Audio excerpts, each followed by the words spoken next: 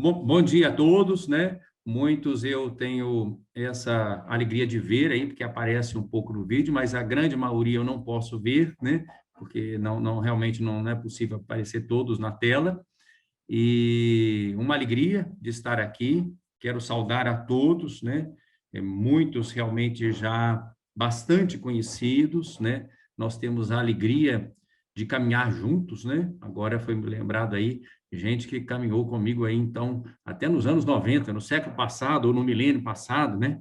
Estamos caminhando juntos. Essa é a nossa característica de igreja, né? Igreja é formada por pessoas que caminham juntas. Aliás, nós éramos assim conhecidos no início do cristianismo, o pessoal do caminho, né? Nós somos esse pessoal do caminho. Então, a alegria, mesmo agora, como acabou de dizer Dom Ayrton, nessas condições especiais da pandemia, que exigem que, nesse momento, nossa caminhar seja através deste veículo, né? Dessa plataforma, e não pessoalmente.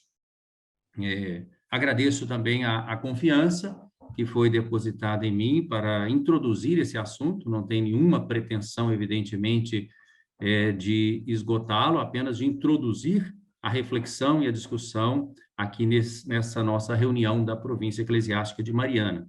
Bem, eu sou natural de Ouro Preto, aqui da Arquidiocese de Mariana, e sou presbítero, então tenho a alegria de ser presbítero aqui da Arquidiocese de Mariana. Como já disse o Dom Ayrton, atualmente trabalhando como pároco aqui em Viçosa, paróquia de Nossa Senhora do Rosário de Fátima, região leste da Arquidiocese de Mariana, que está dividida em 5 regiões pastorais, e lecionando também no Seminário São José. São essas duas as minhas atribuições principais neste momento, né? Já tive outras, não é o caso agora de ficar elencando isso, não vou apresentar currículo, né? Mas uma alegria, então, estar aqui nesse momento com todos. Eu sei que nós já rezamos, mas eu vou fazer como introdução à minha própria fala, uma oração que já é ligada ao tema que nós estamos refletindo sobre ele. E é uma oração de São Paulo VI, né? Que é justamente aquele que, no contexto do Concílio Vaticano II, instituiu o Sínodo dos Bispos, né, como nessa modalidade que nós temos atualmente, como essa prática eclesial começou justamente, é uma novidade que começa, é um dos frutos considerados mais preciosos do Concílio Vaticano II. É uma invocação ao Espírito Santo e que mostra já esse desejo de estarmos realmente na escuta do Espírito Santo para o serviço eclesial, na configuração a Jesus Cristo. Então, a oração me parece muito a propósito da temática que nós estamos agora refletindo sobre ela. É muito conhecida essa oração. Ó Espírito Santo, dai-me um coração grande, aberto à vossa silenciosa e forte palavra inspiradora, fechado a todas as ambições mesquinhas, alheio a qualquer desprezível competição humana, compenetrado do sentido da Santa Igreja. Um coração grande, desejoso de se tornar semelhante ao coração do Senhor Jesus. Um coração grande e forte, para amar a todos, para servir a todos, para sofrer por todos. Um coração grande e forte para superar todas as provações, todo o tédio, todo o cansaço, toda desilusão, toda ofensa.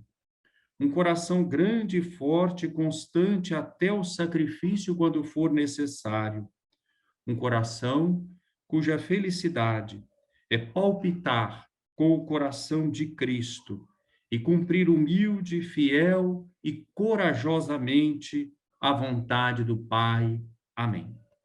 Então, é uma oração que invoca o Espírito Santo, é uma oração trinitária, é uma oração eclesial voltada para a missão, é uma oração que pede o dom da escuta e da docilidade.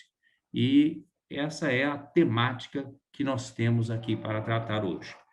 Em primeiro lugar, então, depois dessa saudação e desse agradecimento, eu gostaria muito brevemente de recordar um pouco recordar mesmo nesse sentido, trazer de novo ao nosso coração e à nossa reflexão essas grandes linhas do pontificado do Papa Francisco, para que a gente veja como esse tema da sinodalidade está perfeitamente inserido dentro deste pontificado, tem uma grande coerência e comecemos a perceber com mais profundidade uma certa sistematicidade. Eu não sei se ele tinha essa intenção, mas essa coerência aponta para isso em relação a este pontificado.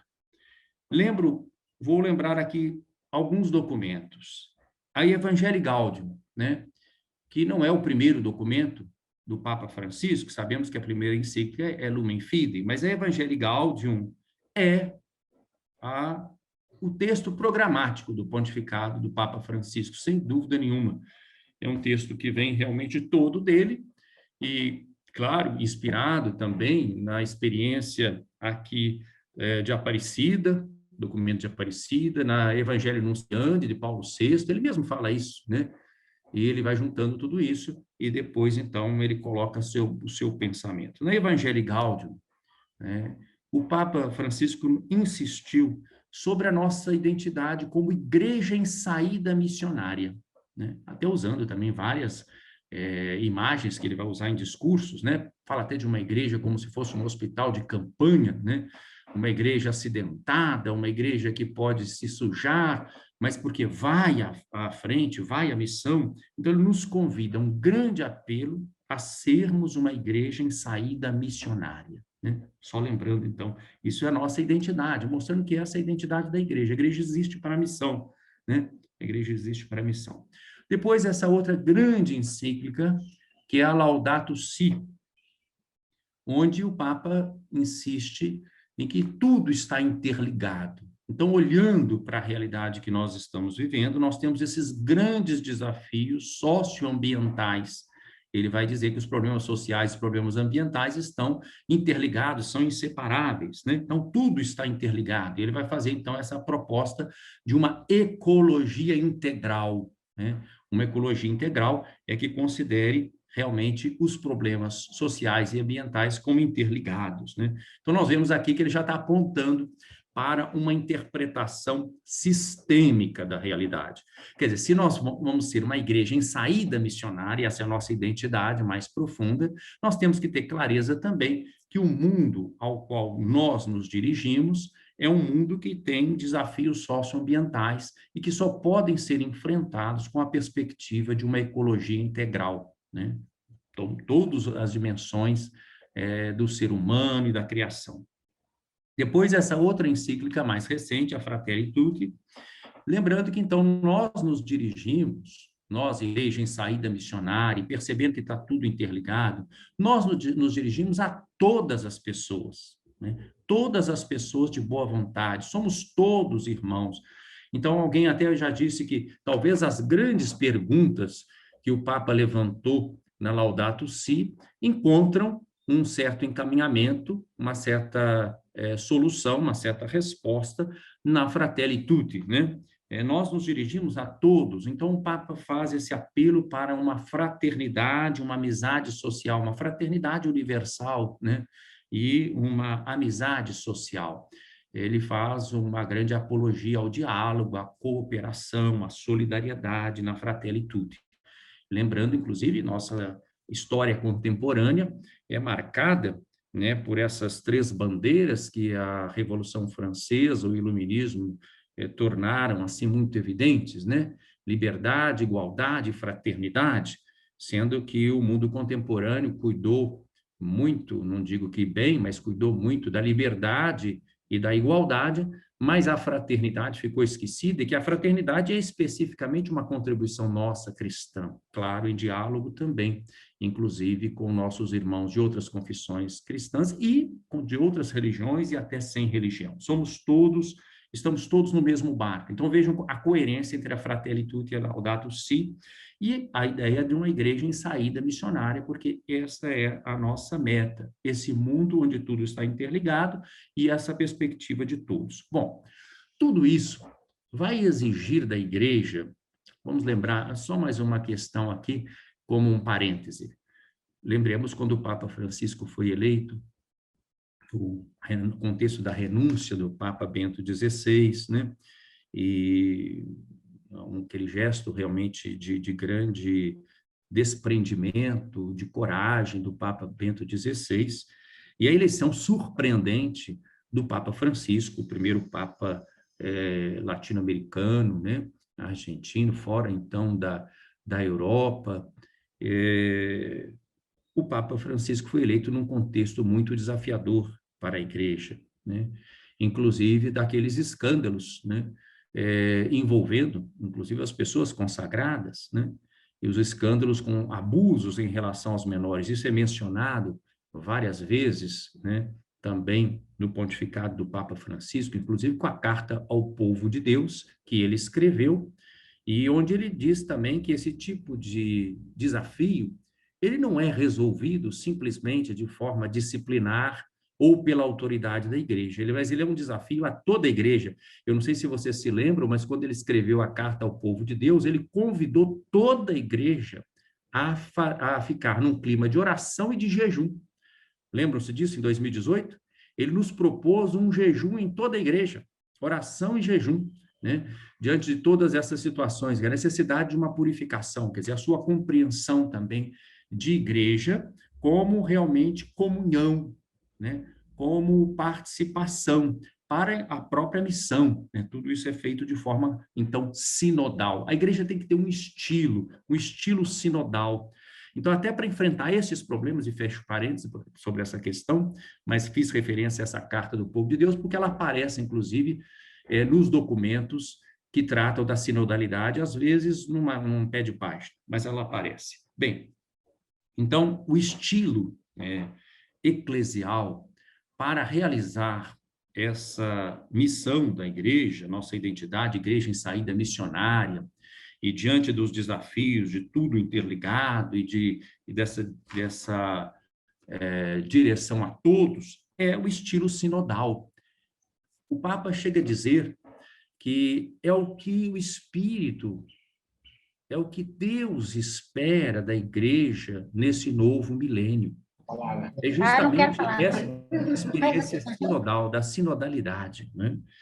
Então, o tema da sinodalidade hoje, ele não é novo, ele é novo talvez na sua expressão sinodalidade, mas é uma prática que caracteriza a igreja desde o seu início.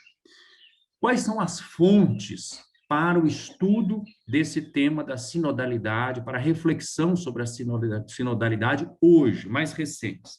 E são as fontes nas quais eu estou me baseando para essa reflexão aqui introdutória, viu?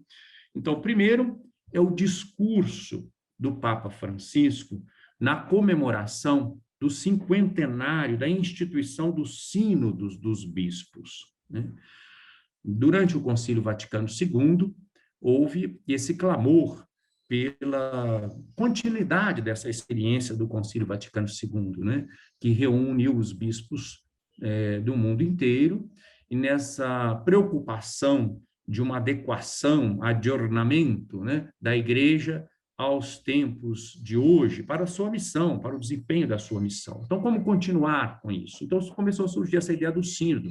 E o Papa Paulo VI, na época, então, instituiu o sínodo, né, como organismo permanente, né, estável na igreja, quer dizer, periodicamente convocado pelo Papa Francisco, pelo Papa que tivesse à frente, né, o sínodo é essa reunião dos bispos representando as igrejas do mundo inteiro, com o Papa e sob a autoridade do Papa, que é o bispo de Roma, com o Papa e sob o Papa, e para tratar exatamente dos grandes desafios da vida da igreja.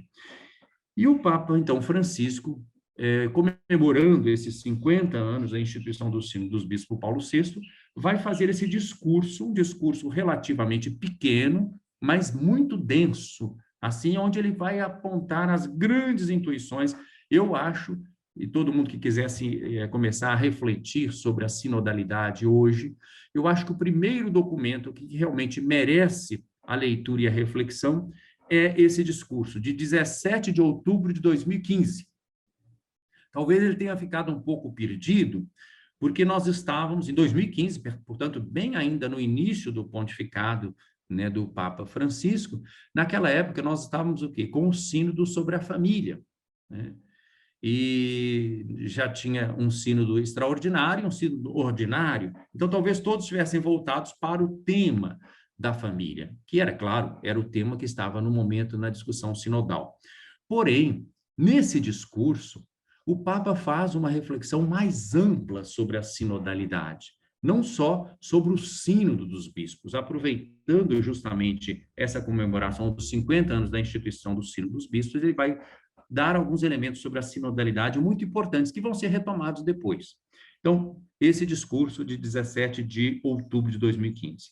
Outro texto importante é o texto da Comissão Teológica Internacional, que trabalhou sobre esse tema da sinodalidade e publicou esse texto com a aprovação, evidentemente, do cardeal da Congregação para a Doutrina da Fé, cardeal Ladária, e com a aprovação do Papa Francisco. O título desse texto é A Sinodalidade na Vida e na Missão da Igreja, Comissão Teológica Internacional. A comissão finalizou esse texto e aprovou esse texto, né, com voto majoritário, em 2017.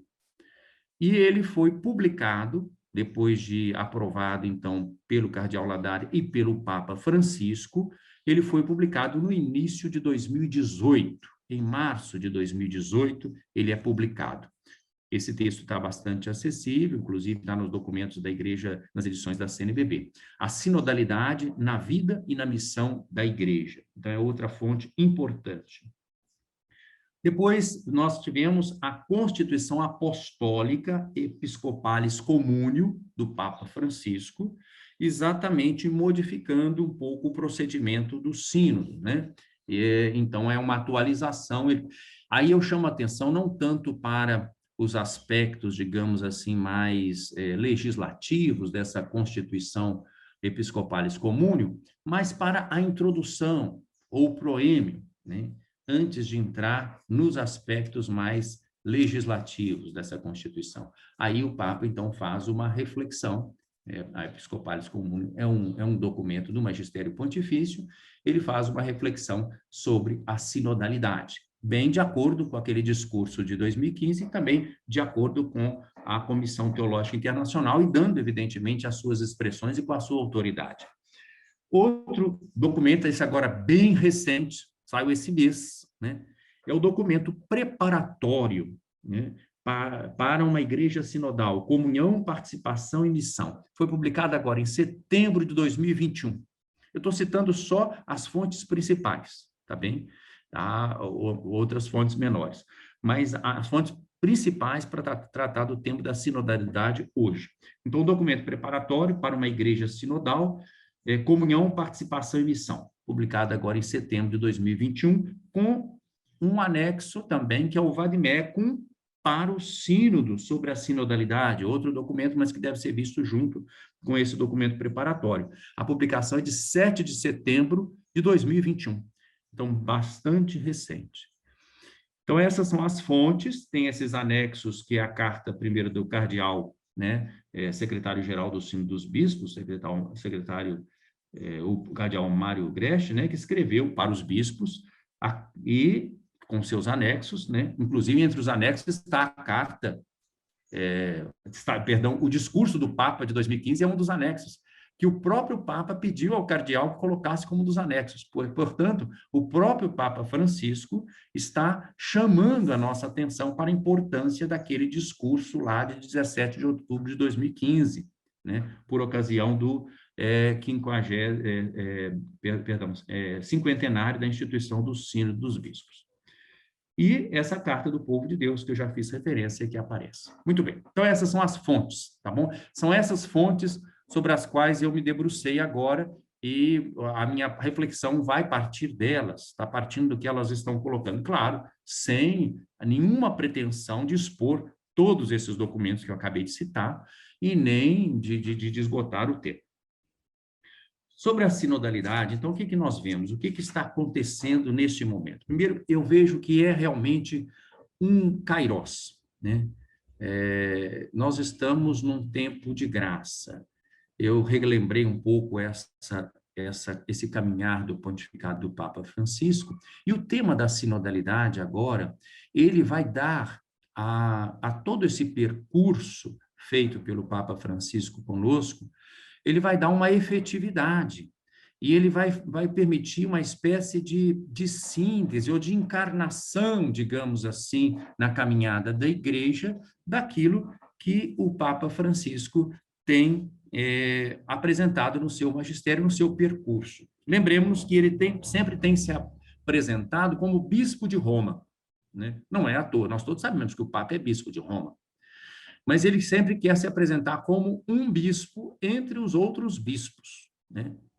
O sínodo, por exemplo, que foi instituído por Paulo VI, né, e que tem já uma prática bonita depois do Vaticano II até agora, é sempre uma reunião dos bispos que expressa aquilo que o Concílio Vaticano II desenvolveu bastante na Lumen Gentium. No capítulo 3º, nós vemos uma teologia sobre o episcopado. Nós não tínhamos uma teologia sobre o episcopado como essa que nós temos a partir do Concílio Vaticano II. Lembremos que o Concílio Vaticano I tratou muito do ministério petrino e não teve tempo para tratar do ministério episcopal, em geral, do colégio episcopal, até porque o Concílio Vaticano I foi interrompido, né? O Concílio Vaticano II retomou essa temática. Então, nós vamos ver que o episcopado é visto na sua sacramentalidade, né? É um sacramento, e é visto também como o seu aspecto colegiado, né? Há um colégio episcopal, né? Então, a reflexão sobre os 12 que Jesus, né, instituiu, o que Jesus fez, né? Jesus sobe ao monte, reza, e a palavra que está no texto original mesmo lá, do Evangelho de Marcos, é uma palavra meio assim, dura, né? Jesus fez 12, né? Ele instituiu 12, né? Então, a igreja é apostólica, a partir de uma instituição divina, né? É um colégio. Ele não fez ele fez 12, né? Ele faz um grupo, né? Um grupo. Quer dizer, Jesus que se dirige às multidões, ele também institui 12, que são continuadores da sua missão, né? São continuadores da sua missão, a serviço da multidão, né? A serviço da multidão, da qual ele tem compaixão, né? Jesus vê a multidão e tem compaixão, porque são como ovelhas sem pastor, né? Então, o Concílio Vaticano II, ao fazer uma reflexão sobre o episcopado, chamando atenção para o aspecto da colegialidade, da sacramentalidade, mostra essa corresponsabilidade na igreja. E o bispo, ao contrário, por exemplo, de uma perspectiva mundana, né, que poderia pensar a igreja de uma forma assim burocrática, só como tendo, né, as suas estruturas, e estruturas inclusive também de governo, o bispo tem uma solicitude, né, não só pela sua diocese, mas também por toda a igreja, né, por toda a igreja. Isso que nós estamos realizando aqui é uma reunião de uma província eclesiástica. Aqui estão 4 igrejas, né, locais, né? É uma província eclesiástica, é um ato sinodal. O que nós estamos realizando é um ato sinodal. Nesse sentido, nós estamos caminhando juntos, né? Então, realmente, a alegria de estarmos juntos. Vejam que a motivação é sempre espiritual, né? É sempre espiritual. Por isso, a importância da oração, inclusive, que nós fizemos antes, né? Dom Ayrton nos propôs as orações que nós fizemos, e agora eu também chamei a atenção para essa oração de Paulo VI, invocando o Espírito Santo, e pedindo o quê? Sentir com a igreja. A postura de sinodalidade é a postura de sentir com toda a igreja, é a postura da comunhão, né? Então, há um grande apelo para caminharmos juntos. A palavra sínodo significa caminhar juntos. Então, a igreja, que nós já conhecemos pela eclesiologia, que é una, né? Porque tem como modelo e meta a unidade da Santíssima Trindade, que é santa, porque é obra da Santíssima Trindade, né? E que vai nos dar, então, os elementos de santidade dentro da igreja, todos os sacramentos, a palavra que é anunciada. A igreja que é católica, né? Que é universal, que se dirige a todos os povos, e de pregar o evangelho a todos os povos, ela congrega todas as nações, todos os povos. A igreja que é apostólica, né? Que tem como fundamento esses apóstolos escolhidos pelo Senhor para continuar a sua missão. Essa igreja é uma igreja que é constitutivamente sinodal. Essa palavra vai aparecer, essa expressão, igreja constitutivamente sinodal, aparece no discurso do Papa Francisco de 2015, aparece na comissão teológica, aparece na Episcopalis Comune, aparece no documento de participação. É algo que vai sendo constante, né? Quando, lembra o Papa Francisco, quando Paulo VI instituiu o Sínodo dos Bispos, o Paulo VI dizia que o Sínodo dos Bispos devia repropor a imagem do concílio ecumênico, né? E refletir o seu espírito e o seu método. Lembremos que Paulo VI sempre foi o homem do diálogo, né? A sua primeira encíclica, a encíclica programática do pontificado do Papa Paulo VI, Ecclesiam Suam, tem umas páginas belíssimas sobre o diálogo, uma verdadeira apologia do diálogo, né? Então, o Sínodo dos Bispos devia repropor a imagem do Concílio Ecumênico, refletir o seu espírito e o seu método. E Paulo VI dizia também que esse organismo sinodal, que ele estava dando início, com o passar do tempo, poderia ser aperfeiçoado, né? Dizia Paulo VI. Mais tarde, né, 20 anos depois, São João Paulo II disse que este instrumento do sínodo, né, podia tornar-se ainda melhor. Talvez a responsabilidade colegial pudesse se expressar no sínodo de uma forma mais ampla, mais plena, dizia São João Paulo II.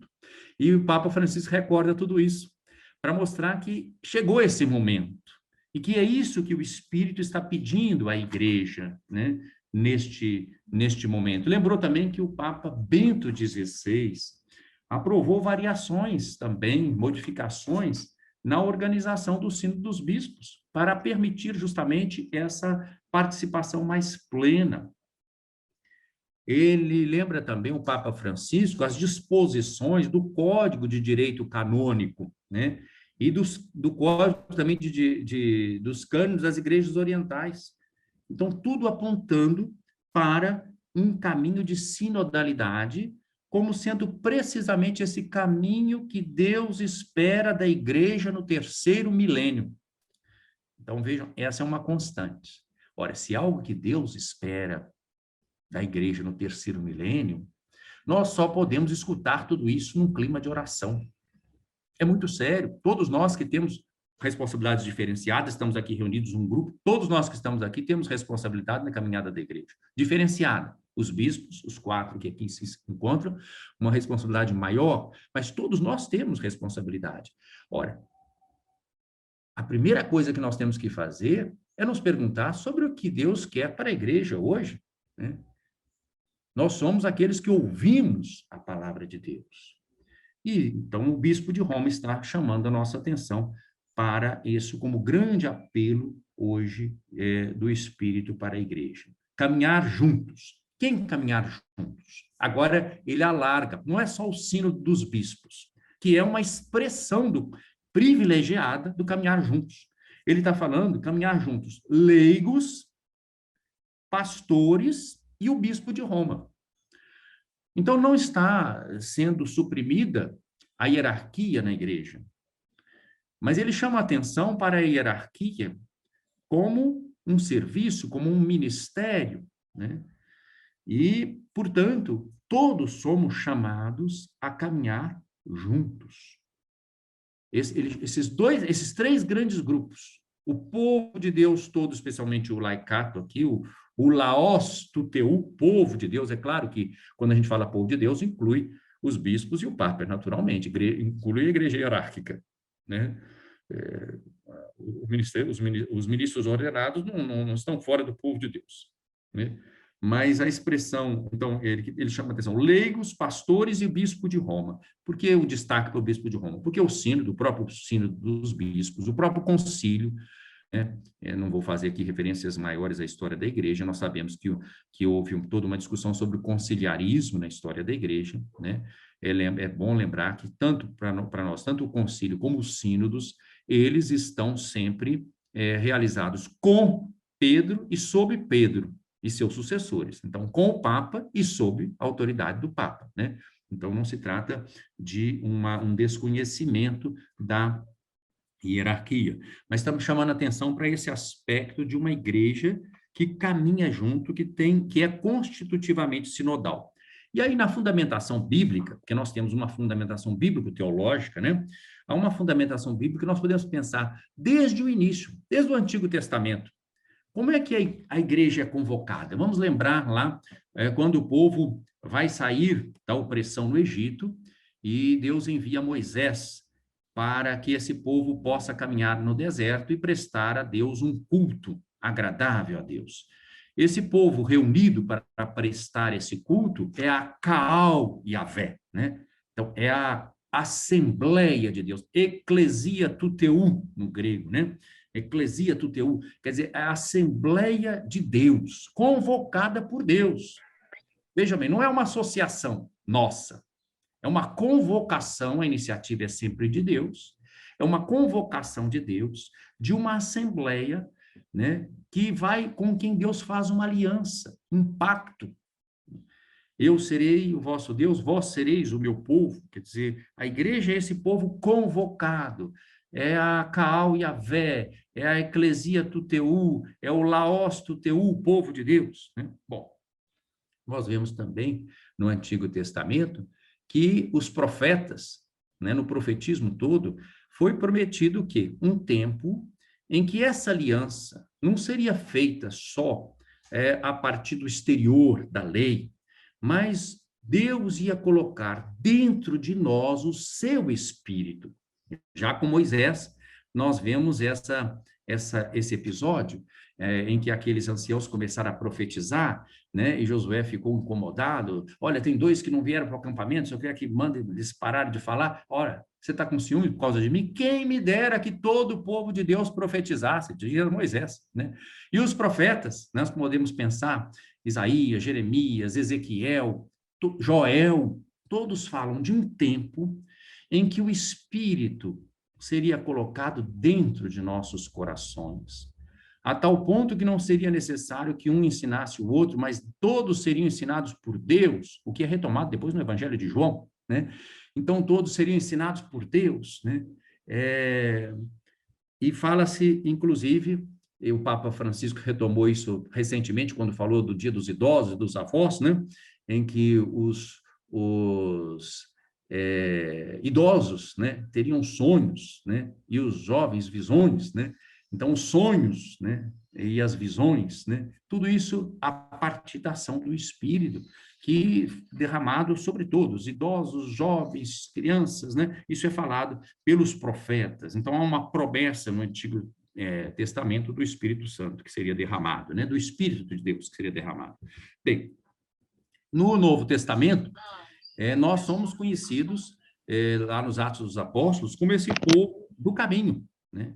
Esse povo que caminha e para justamente realizar aquilo que o Espírito Santo permite que o povo faça no seguimento de Jesus. Os Atos dos Apóstolos, estou vendo que chegou agora aí um biblista, o Monsenhor Danival, se eu falar bobagem, ele me corrija, né? Eu sou um sistemático, né? Então, aí, os Atos dos Apóstolos são considerados o quê? O Evangelho do Espírito, né? Nos Atos dos Apóstolos, embora o nome esteja Atos dos Apóstolos, né? Nós sabemos que a gente pode pensar, então, está falando então dos apóstolos. Tá bom, mas na verdade tem algo mais profundo, é a propagação da palavra, da missão. Mas quem é o ator, o protagonista da propagação da palavra? É o Espírito Santo, né? Que faz com que essa palavra chegue a todas as nações.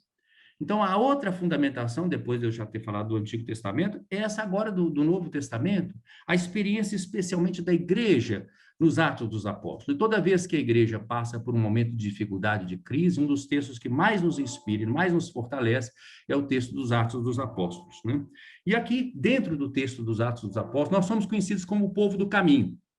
Mas quem é o caminho? O caminho é Jesus, né? Eu sou o caminho, a verdade e a vida.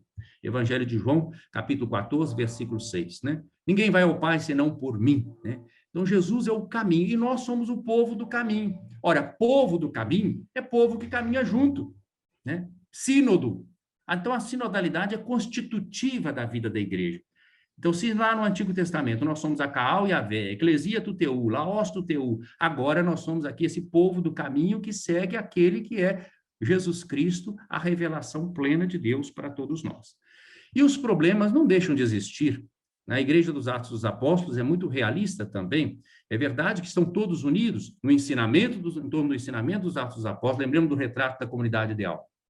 Ela está reunida em torno do ensinamento dos apóstolos, né? Da fração do pão, da oração, né? Da ação caritativa, da solidariedade, né? Então, é aquela assembleia realmente que é de Deus, que está na escuta. O ensinamento dos apóstolos é basicamente a escuta do Espírito Santo, a escuta das Escrituras, a escuta da palavra de Deus, né? Então, nós somos um povo da escuta e um povo peregrino, em missão, e juntos. É o contrário do individualismo, né? Então, se depois, numa caminhada histórica da igreja, nós caímos numa espécie de cristandade, onde nós também fomos contaminados por um certo individualismo, né? Agora, com a perspectiva da sinodalidade sendo realçada, nós somos chamados justamente a redescobrir na igreja a sinodalidade, que é constitutiva da igreja. Um caminho verdadeiramente eclesial, ele é sinodal. E por isso que eu citei lá naquela introdução, inclusive o desafio do problema do escândalo do abuso de menores. Ele não vai ser resolvido de forma disciplinar, ele não vai ser resolvido simplesmente com algumas medidas terapêuticas, né? Não, ele é resolvido quando a igreja caminha de acordo com a sua natureza, que é a forma sinodal. Então, todos os nossos desafios apontam para isso, é o que o Papa Francisco tem chamado a nossa atenção. E um bom exemplo nos Atos dos Apóstolos é a experiência do Concílio de Jerusalém, é Atos dos Apóstolos, capítulo 15, né? Quando surgiu esse grande problema, né, se a igreja realmente ia ficar sendo uma espécie de seita, né, do judaísmo, ou se ela ia se dirigir a todas as nações, aos pagãos, né, foi convocado um concílio, né, um sínodo. É esse concílio que é para nós modelo e inspiração da nossa prática sinodal, né? E ali todos tiveram a palavra, né? E por fim tem a palavra de Pedro e a palavra de Tiago, né? Então nós vemos isso, tudo que nós estávamos falando antes, da sinodalidade e dessa conjunção entre leigos, pastores, né, e Pedro, o bispo de Roma, acontece já no sínodo ou no concílio de Jerusalém, que é o modelo, né, de inspiração para todos nós. Bem, essa igreja é constitutivamente também sinodal pelos sacramentos, né? A fundamentação, como eu estava dizendo, do ponto de vista teológico, eu fiz essas citações bíblicas, mas do ponto de vista teológico, a fundamentação é trinitária, é cristológica, é antropológica, é eclesiológica, e, consequentemente, no eclesiológico eu já estou compreendendo os sacramentos, a sacramentologia, né? Ora, nós somos um povo à escuta do Espírito Santo, né? A escuta da palavra de Deus, na vivência da oração. E o que foi que o Concílio Vaticano II nos apresentou como reflexão eclesiológica, quando ele refletiu basicamente sobre a natureza e a missão da igreja? Ele nos apresentou uma eclesiologia de comunhão. Uma eclesiologia de comunhão é a eclesiologia da sinodalidade, né? É uma eclesiologia da sinodalidade. Não nos esqueçamos que a própria estrutura lá da Lumen Gentium mostra a igreja como um instrumento de unidade, de comunhão do gênero humano. Está lá na Lumen Gentium 1, né? E a estrutura do primeiro capítulo, são 8 capítulos da Lumen Gentium, que são considerados, podem ser comparados com 8 bem-aventuranças, né? O primeiro capítulo fala do mistério da igreja, mostra as raízes trinitárias da igreja. A fundamentação é trinitária. Então, não é um modismo teológico ou uma coisa secundária, mas diz respeito ao que é constitutivo da igreja. A igreja está ligada à missão, né? E a missão que tem raízes trinitárias. O Pai que envia o Filho e que envia o Espírito, né? Então, a fundamentação é toda trinitária. Lembremos-nos, inclusive, só para ficar numa citação, eu podia citar outras do Lumen Gentium, eu não faço isso para não ficar cansativo. Lumen Gentium 4, né? É uma citação de São Cipriano, e quando se está falando sobre o Espírito Santo, e que sintetiza o que vinha antes. O que é a igreja? A igreja é o povo reunido, congregado, na unidade do Pai, do Filho e do Espírito Santo, né? Então, a igreja é o povo reunido, quer dizer, aquele povo lá do Antigo Testamento, a Caal e a Vé, né? A eclesia do Teu, agora se concretiza com o novo povo de Deus, como sendo o povo congregado na unidade do Pai, do Filho e do Espírito Santo. Antes não era explícito, né? Embora fosse o mesmo Deus, mas agora se explicita, né? É o povo congregado na unidade do Pai, do Filho e do Espírito Santo. Então, se a raiz é trinitária, né? É algo constitutivo da igreja. É cristológico também, porque a igreja é definido, né? Nós sabemos dessas definições. Um povo de Deus, né? Corpo de Cristo, né? E templo do Espírito. Então, nós temos aqui essa concepção trinitária da igreja. É povo de Deus como corpo de Cristo e como templo do Espírito. Então, essas notas da igreja, sobre as quais já refleti rapidamente, e que não preciso recordar aqui, una, santa, católica, apostólica, tudo isso se realiza dentro dessa comunhão sinodal, né? Houve até alguém que disse aí que poderia ser quase considerado, quase como fosse mais uma nota da igreja, a sinodalidade, né? Nós estamos falando da igreja sinodal, né? De qualquer forma, independente, isso é uma outra discussão, independentemente disso, a sinodalidade passa por essas notas da igreja já classicamente estabelecidas, por causa dessa eclesiologia de comunhão. E nós vemos que também, eu falei de uma fundamentação cristológica, lembrando que o Cristo é aquele que é enviado do Pai e que sempre age pelo Espírito Santo. E qual é a prática de Jesus? Jesus se dirige à multidão, prega o reino de Deus à multidão. Jesus fez, como eu falei, 12, instituiu 12, e Jesus confiou também a Pedro uma função especial, né, de primazia, de primado nesse colégio dos 12, né? Tu és Pedro, sobre essa pedra edificarei a minha igreja, né? O que ligares na terra será ligado nos céus, o que desligares na terra será desligado nos céus, o que ele confiou também aos outros 12, mas a Pedro ele confiou uma função especial, confirmar os irmãos na fé, Lucas 22, né? Ele confirmou também a Pedro o primado do amor, João 21, tu me amas mais do que estes, apacenta minhas ovelhas, apacenta meus cordeiros, 3 vezes, né?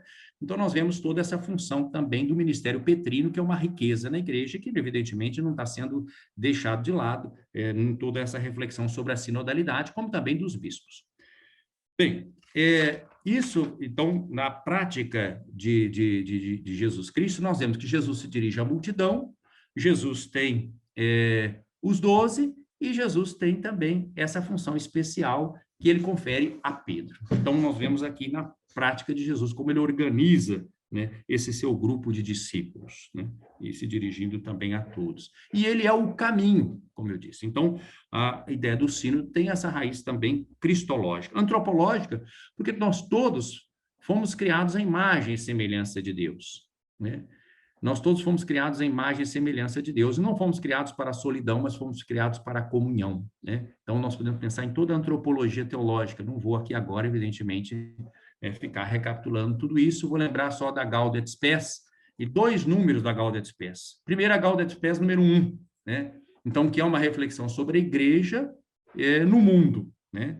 Então, as alegrias e as esperanças, tristezas e as angústias dos homens e das mulheres de hoje são também as alegrias e as esperanças, tristezas e as angústias dos discípulos de Jesus Cristo. Então, aquilo que está na Lumen Gentium, dizendo que a igreja é instrumento de unidade, de comunhão do gênero humano, se concretiza aqui também na Gaudet Spes, quando ela chama atenção para essa nossa solidariedade e sensibilidade para com todos os desafios do mundo. Aí vocês estão vendo a ligação desses textos conciliares com o que eu já disse anteriormente, quando eu falei da Evangelii Gaudium, da Laudato Si, da Fratelli Tutti, né? Pois bem, outro texto da Gaudet Spes é a Gaudet Spes 22, que é o ponto alto de toda essa caminhada, desde o ponto 1 desde o número 1 até o número 22, da concepção antropológica do Concílio Vaticano II. O mistério do ser humano só se esclarece verdadeiramente à luz do mistério do Verbo encarnado, né? Esse número 22, que é de altíssimo nível teológico e que aponta também para a vida de Jesus muito concretamente. Quer dizer, o mistério do ser humano só se esclarece à luz do mistério do Verbo encarnado. Então, se nós fomos criados, como nós sabemos lá pelo livro do Gênesis, né? Gênesis 1, 26 e 27, a imagem e semelhança de Deus, isso ainda era vago, mas isso se concretiza no Novo Testamento com a vinda de Cristo, porque nós descobrimos que Cristo é a imagem de Deus, a imagem do Deus invisível. A Deus ninguém jamais viu, né? O Filho único, o Filho unigênito nos revelou, né? João 1, 17, 18, né? E então nós vemos que nós somos o quê? Imago imaginis Dei, imagem da imagem de Deus. Então, a fundamentação antropológica. Ora, Deus é Pai, Filho e Espírito Santo. Deus não é a solidão do um, mas é a comunhão dos três. Então, a fundamentação trinitária, cristológica, antropológica, vai vindo e dá como consequência a fundamentação eclesiológica, né? A igreja como esse povo do caminho que caminha junto, né? E aí vem a questão, então, dos sacramentos, e que o Concílio Vaticano II também chamou a atenção. Nós não somos um povo sacerdotal, um povo profético, um povo servidor, pelo batismo que recebemos. O batismo não santifica o fiel. Então, o fiel não é simplesmente alguém que vai estar seguindo a orientação do pastor, mas ele tem, por graça de Deus, pela unção que ele recebeu no batismo, na crisma, ele faz parte do povo de Deus, povo sacerdotal, profético e servidor, povo missionário, igreja peregrina. Então, aquilo que estava lá prometido no Antigo Testamento, o tempo em que o Espírito seria derramado nos nossos corações, se concretizou. Paulo recorda isso na carta aos Romanos, capítulo 5. A esperança não decepciona, porque o amor de Deus foi derramado em nossos corações, porque o Espírito nos foi dado, né? Então, os sacramentos, nós acreditamos que eles santificam, que eles conferem a graça de Deus, batismo, crisma, né? E a Eucaristia, eles permitem que o povo de Deus todo, pela unção que recebeu, tenha o quê? O sentido sobrenatural da fé, o sensus fidei, né? O sensus fidei. E isso já foi, então, admitido pela igreja, que o povo de Deus, quando existe um consenso, né, entre os fiéis, desde os pastores até os fiéis mais simples, esse povo de Deus não pode errar, né, porque ele tem a unção do alto. Então, nós estamos colocando, em termos eclesiológicos, os nossos pressupostos cristológicos pneumatológicos. Porque a eclesiologia, já dizia o grande teólogo, né, Yves Congar, né, a eclesiologia nada mais é do que a cristologia e a pneumatologia em ato, acontecendo na história. Então, a sinodalidade é justamente esse esforço de encarnar na praxis eclesial, de fortalecer na praxis eclesial a nossa fé na ação do Espírito Santo na igreja e nos sacramentos da igreja. A Eucaristia não é a comunhão, né, do corpo e sangue do Senhor, ouvimos juntos a palavra de Deus, rezamos juntos, comungamos do mesmo corpo e do mesmo sangue, formamos um só corpo.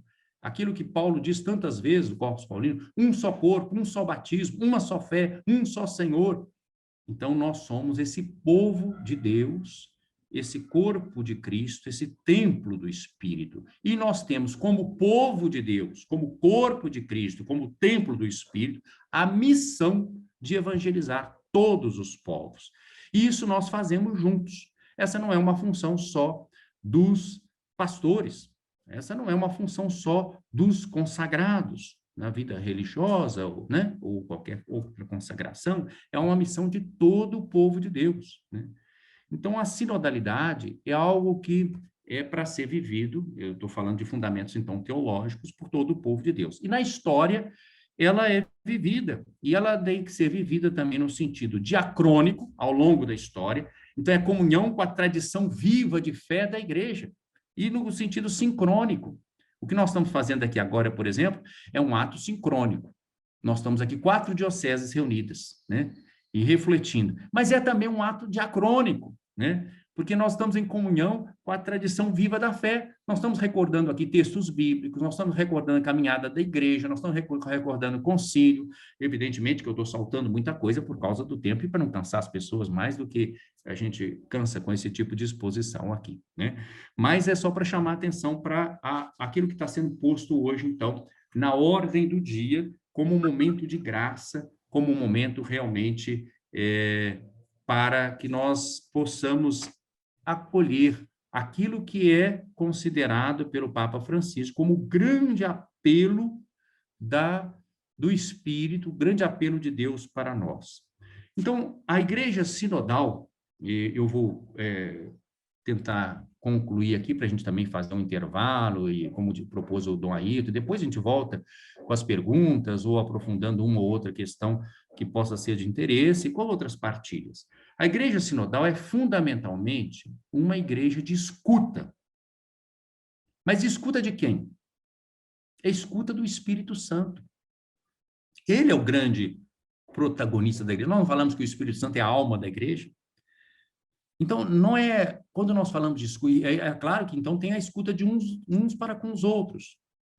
Assim como o bispo de Roma escuta os outros bispos, especialmente no sínodo, assim como os bispos escutam também, né, na sua diocese, os seus conselhos, nós devemos ser aqueles que escutamos uns aos outros, e o Papa Francisco está propondo que essa escuta seja cada vez mais ampliada, né? Usando já as estruturas que nós temos de escuta estabelecidas, os conselhos, né? Há também as práticas de assembleia, de sínodo, de concílio, de conferência episcopal, tudo isso são estruturas de comunhão, estruturas de ouvir uns aos outros. Mas nós não somos um parlamento, onde alguém vai vencer colocando tal ideia, por melhor que possa ser, mas nós somos um grupo orante que quer ouvir o Espírito Santo, que quer ouvir as Escrituras, que quer ouvir os sinais dos tempos e caminhar juntos. Então, é um desafio grande, mas é uma grande alegria. Eu vejo como um grande kairós, né? Eu acho que nós devemos ficar felizes de estarmos vivendo esse tempo, e temos a oportunidade, porque todos que estamos aqui temos responsabilidade sobre essa igreja, né? É o apelo de Deus para a igreja hoje, e é o apelo, portanto, para cada um de nós, querer caminhar noutra direção, é cair nas tentações que, inclusive, são lembradas, tanto no Vademecum, né? Como também um pouco aqui na documento de participação, e no Vademecum, especialmente. Não estou falando sobre elas aqui agora. Nós temos, na hora da concretização, nós temos pistas para encaminhar a escuta sinodal, e nós temos também perigos, né, que podem acontecer. Mas não estou descendo nesses detalhes, eu estou realmente querendo dar uma apresentação mais ampla para a gente perceber e se não for muita pretensão, nos entusiasmar, digamos assim, com essa proposta que realmente vem do alto. Então, a sinodalidade é a dimensão constitutiva da igreja, sínodo é sinônimo de igreja. Aqui o Papa Francisco, naquele discurso lá de 2015, que eu fiz referência logo no início, ele cita São João Crisóstomo. São João Crisóstomo vai dizer: a igreja e sínodo são sinônimos, né? Então, vocês estão vendo que não fica longe quem levantou essa questão, se seria realmente considerado mais uma nota da igreja. Igreja e sínodo são sinônimos. Não sei se seria nota, isso aí é uma outra discussão, ou que já está na própria natureza da igreja, né? Então, caminhar juntos não é uma questão opcional ou de gosto, é uma necessidade. Então, a igreja precisa de quê? De uma conversão sinodal. Nós todos precisamos de uma conversão sinodal, né?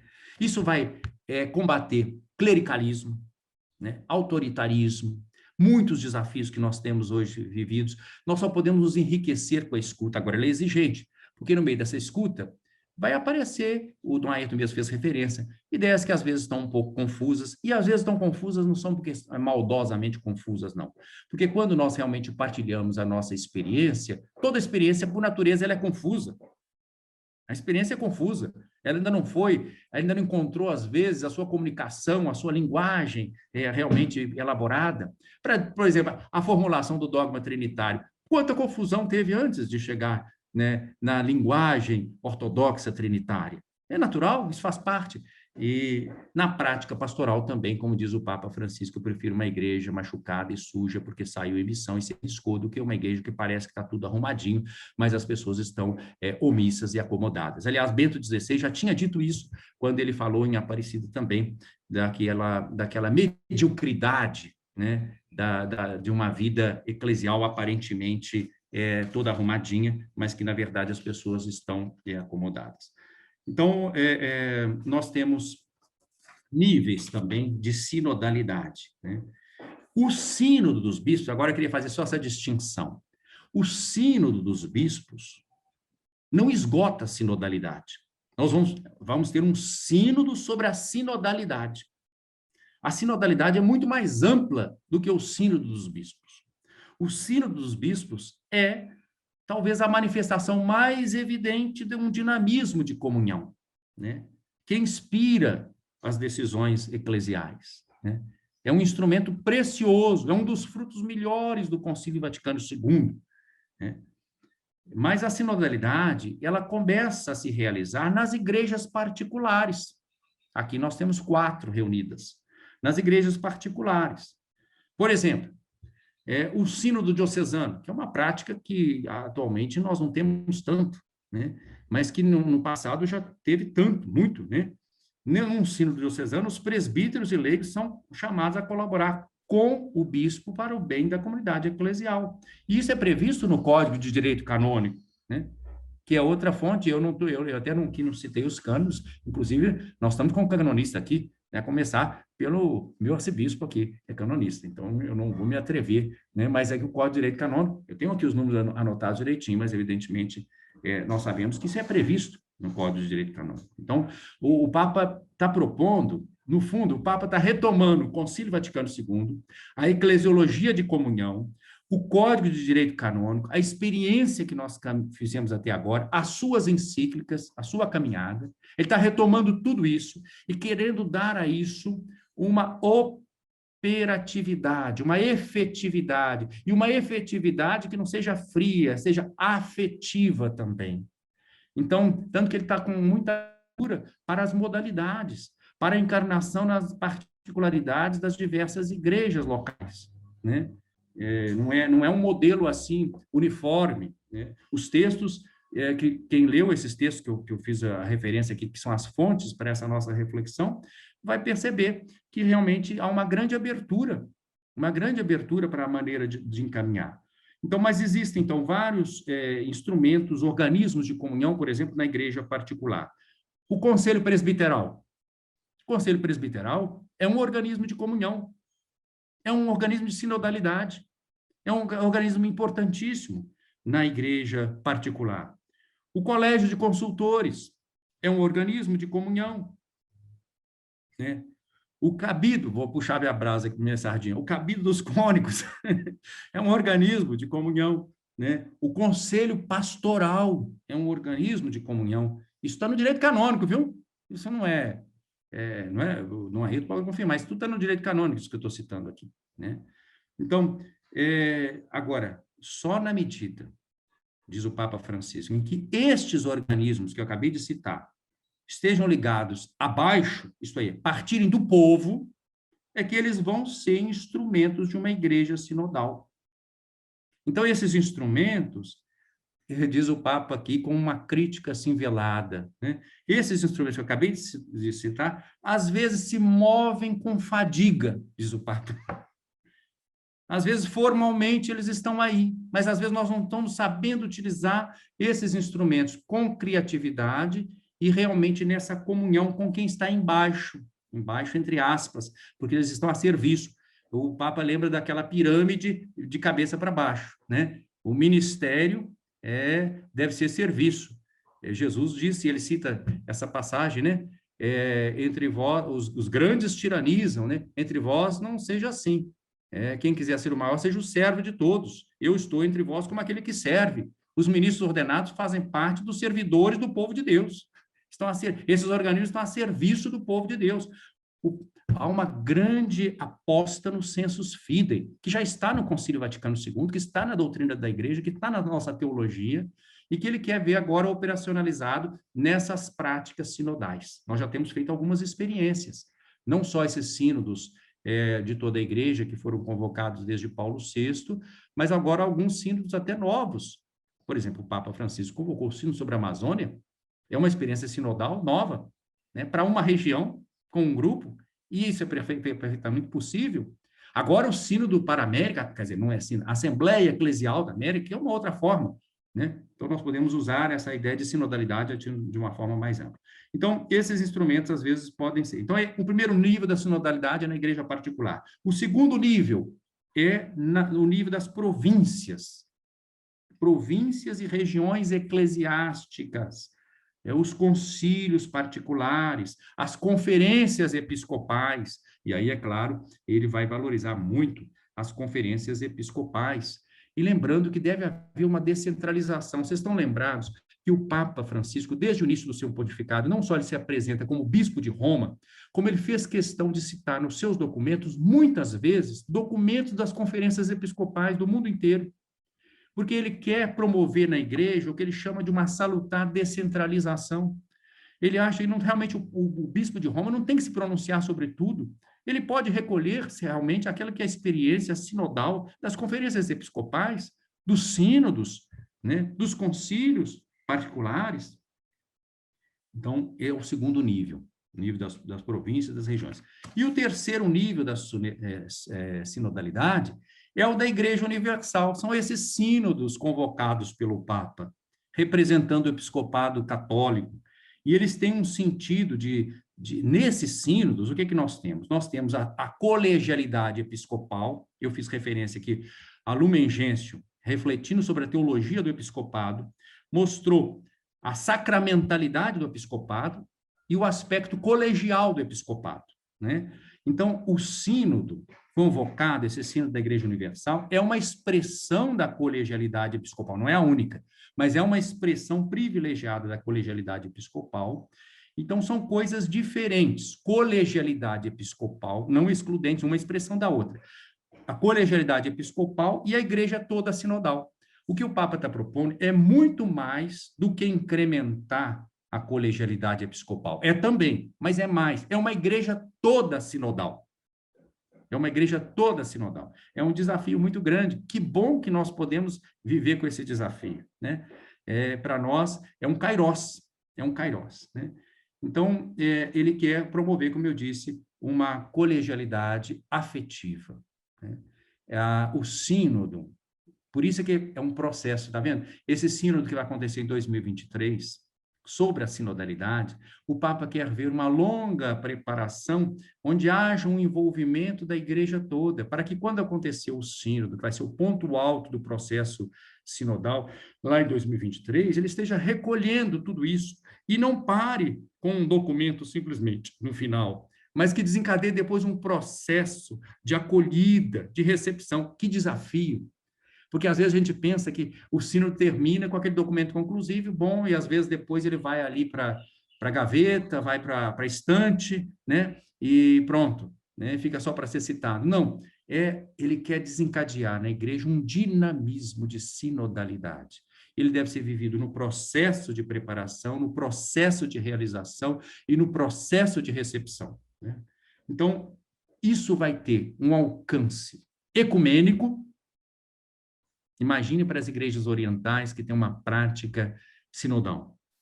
Quer dizer, a possibilidade de darmos um passo de comunhão com o Oriente é muito grande se a igreja do Ocidente realmente assumir esse rosto sinodal. Então, tem um alcance ecumênico. Não só em relação às igrejas do Oriente, também em relação às igrejas evangélicas, né? Porque ele retoma aquela palavra de São João Paulo II, na Unum Sint, né? Que aceita rever a maneira de exercer o primado do bispo de Roma. Então, o Papa Francisco falou, eu concordo com entusiasmo, eu repito essas palavras do meu predecessor, ele fala de uma conversão do papado.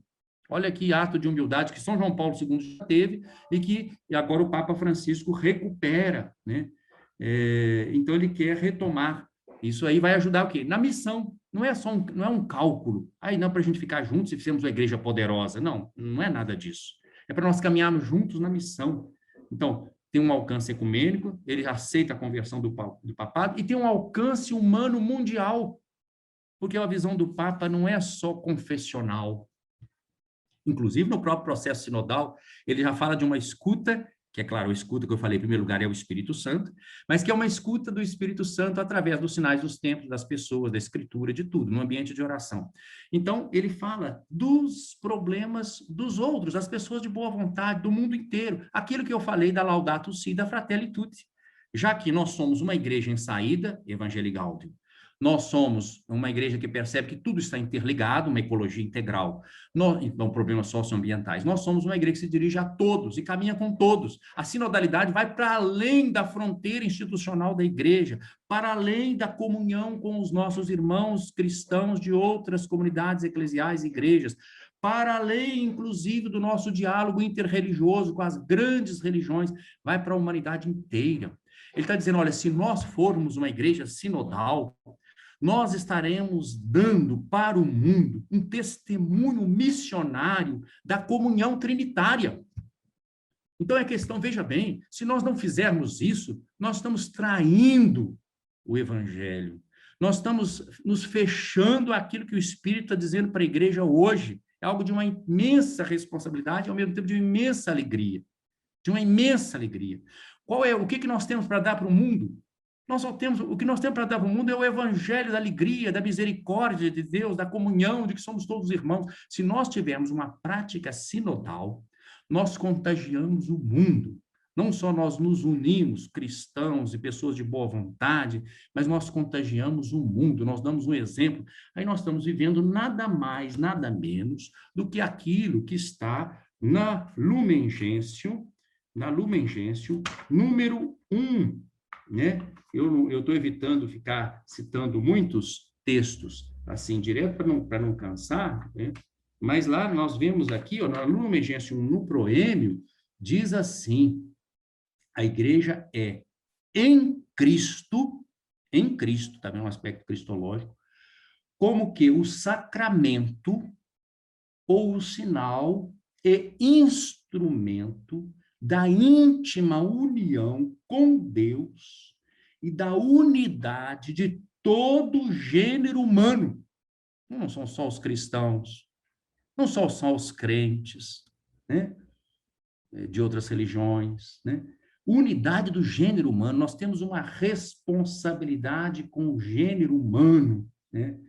E ela deseja oferecer a seus fiéis e a todo o mundo um ensinamento mais preciso sobre a sua natureza e a sua missão universal, insistindo no tema de concílios anteriores, comunhão diacrônica, que eu estava falando, é a tradição viva da igreja, comunhão sincrônica e comunhão diacrônica, né? E assim vai, continua o texto. Então, nós estamos retomando a eclesiologia de comunhão, Concílio Vaticano II. Como eu disse, tem fundamentação trinitária, cristológica, antropológica e eclesiológica, né?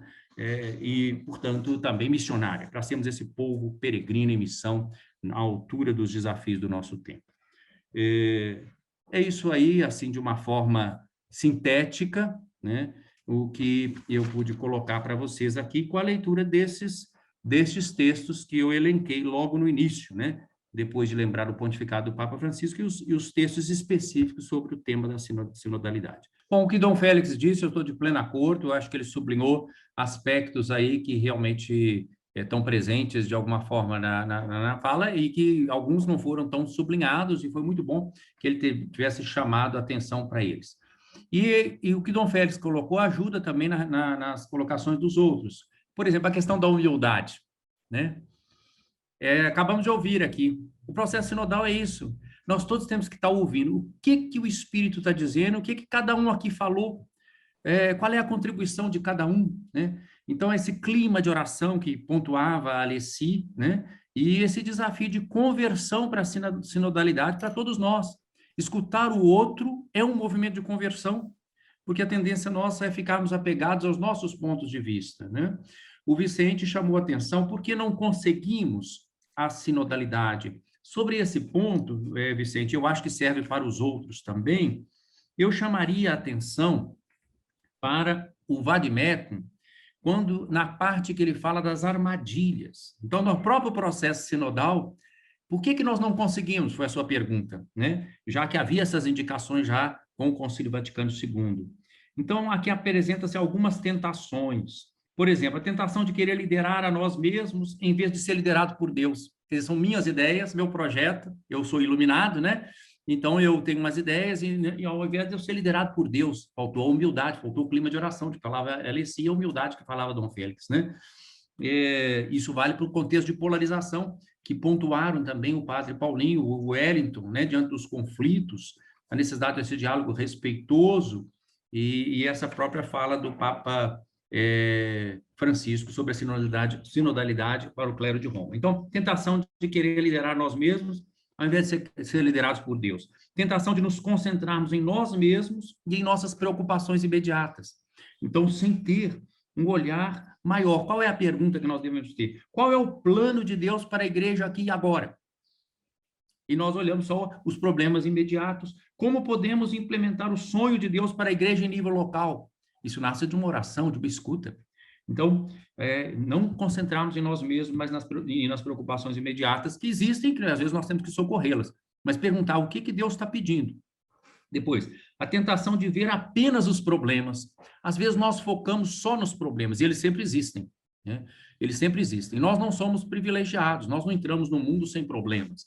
E quando a gente está falando assim de forma esperançosa e otimista, não significa que nós não vamos ter dificuldades, né? Assim como Jesus foi para a cruz, nós não vamos ser privilegiados no nosso tempo, nós vamos ter oposição e já temos. Incomodar também não é um mau sinal. Incomodar é um sinal de que a gente está exercendo o papel profético. Então, quando o Papa Francisco incomoda, quando a igreja incomoda, quando nossos trabalhos pastorais incomodam, é bom sinal, por um lado.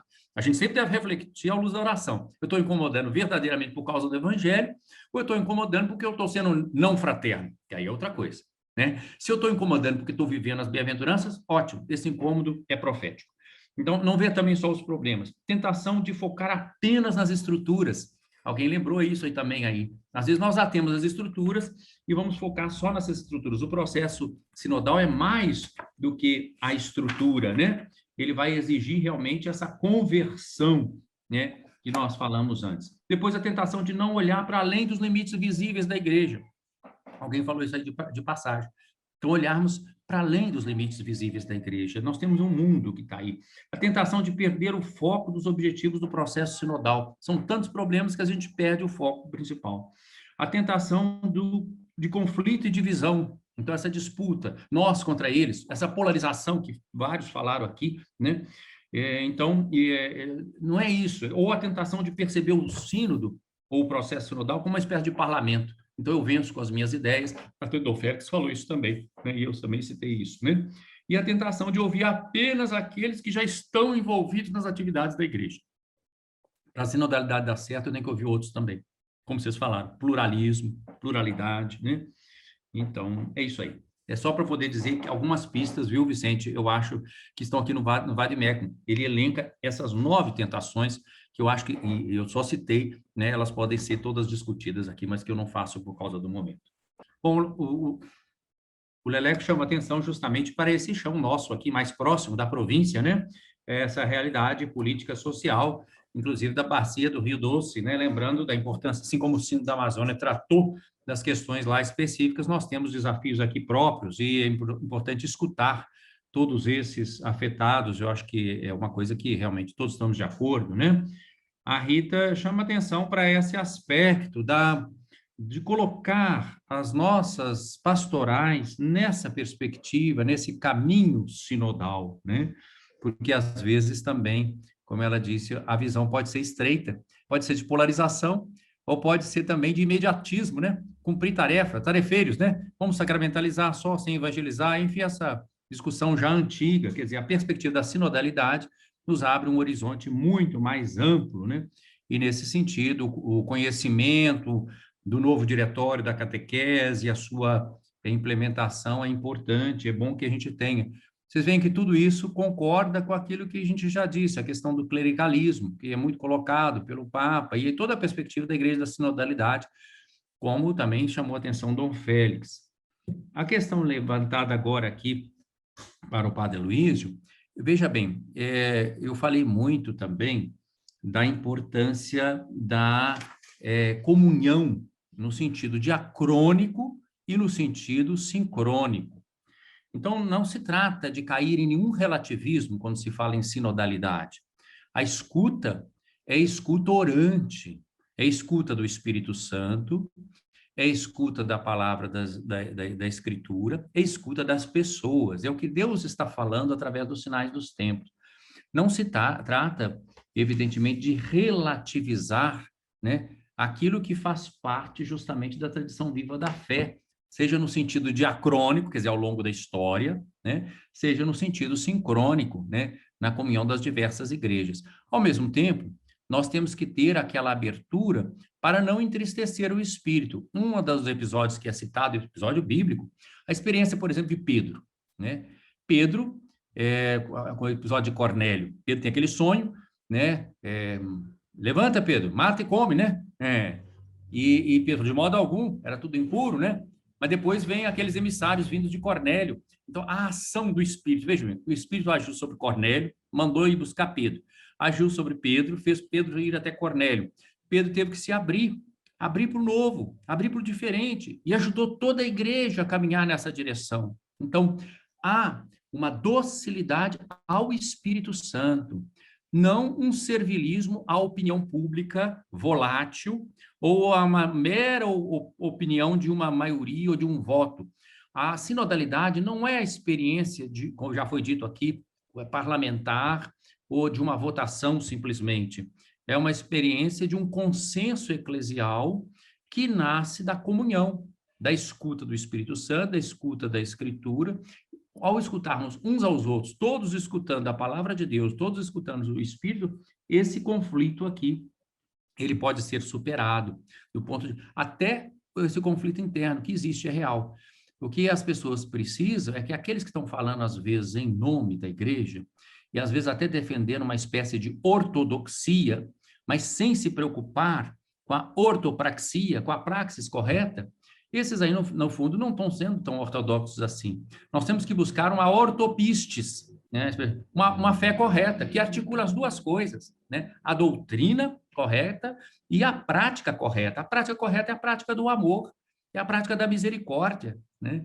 Então, isso é que nós precisamos de atingir. E, então, a igreja, para fora, ela entra em diálogo com as pessoas, mas entrar em diálogo com as pessoas e com todos não significa uma espécie assim de irenismo ou de sincretismo.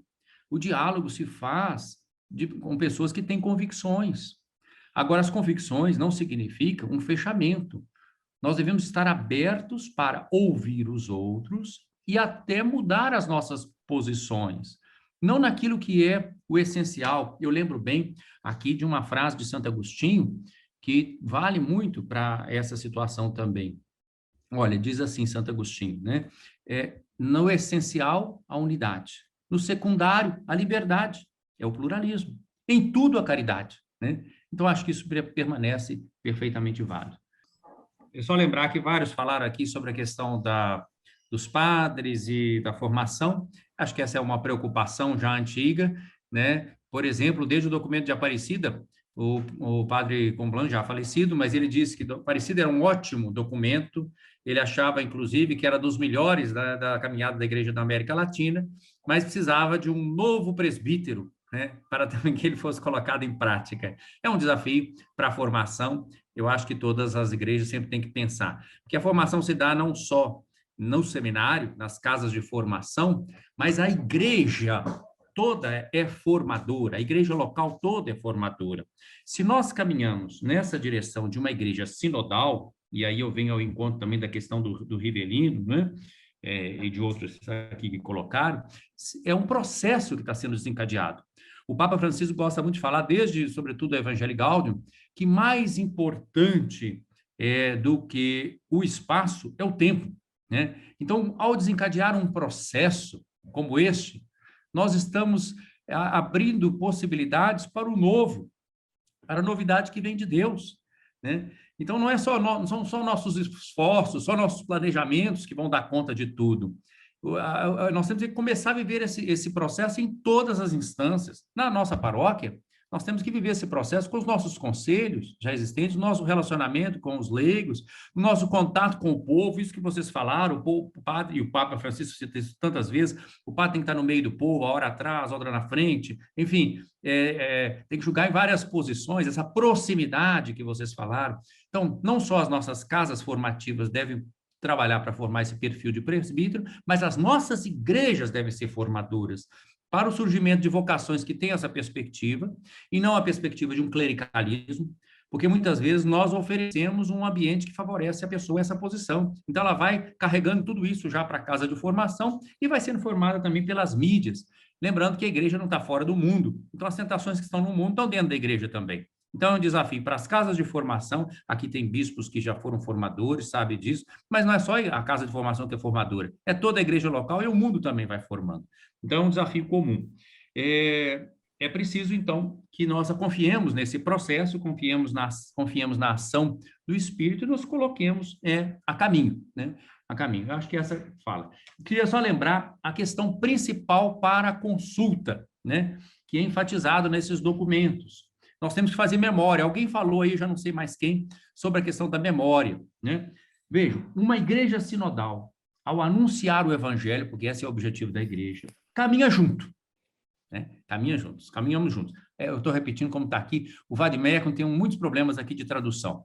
A gente vê que o texto estava em inglês e fizeram realmente uma aplicação, uma tradução automática, então está cheio de erro, de português e até de palavras, por exemplo, palavra concílio, no original sai conselho, e no português nosso, então, enfim, tem vários problemas aqui, mas, enfim, a própria a nomenclatura de um documento, né, o documento preparatório, né, que era DP em português, vai sair em inglês PD, né, enfim, e assim por diante. Mas, enfim, é só para lembrar aqui.